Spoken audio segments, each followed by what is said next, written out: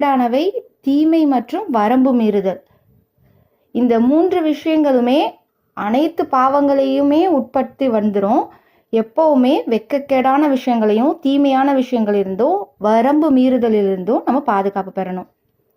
குர்ஆன் யார் மூலம் இறக்கப்பட்டது? குர்ஆன் யார் மூலம் இறக்கப்பட்டது? இறைவனிடமிருந்து ரூஹுல் குதூஸ் என்னும் ஜிப்ரில் அலைஹிஸ்ஸலாம் அவர்களின் மூலம் இறக்கப்பட்டது. அல்லாஹ் கிட்டேந்து வந்தது. அது யார் மூலமா வந்தது அப்படின்னா ஜிப்ரில் அலைஹிஸ்ஸலாம் அவங்க மூலியமா வந்தது. அவங்களுக்கு இன்னொரு பேர் ரூஹுல் குதூஸ். யாருக்கு அல்லாஹ் வழிகாட்ட மாட்டான்?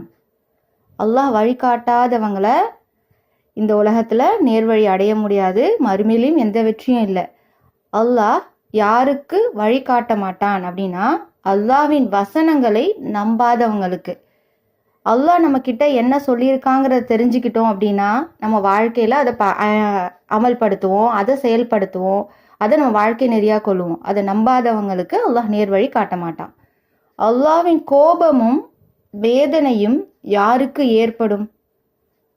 அல்லாஹ்வோட கோபம் எப்பேற்பட்டதுன்னு நம்மளால எண்ண முடியாது. அப்பேற்பட்ட கோபமும் வேதனையும் யாருக்கு ஏற்படும் அப்படின்னா அல்லாஹ்வை நம்பியதுக்கு அப்புறம் அவனை மறுப்போர் மீதும் மறுப்பிற்கு உள்ளத்தில் தாராளமாக இடமளிப்போர் மீதும். அல்லாஹ்வை என்னென்னைக்கும் நம்புறதுல முழுமையா இருக்கணும். இறைவனை மட்டும் வணங்குவோர் என்ன செய்வாங்க அப்படின்னா அல்லாஹ்வை மட்டும் வணங்குறவங்க அவங்களுடைய செயல் எப்படி இருக்கும் அப்படின்னா அல்லாஹ்வின் அருட்கொடைக்கு நன்றி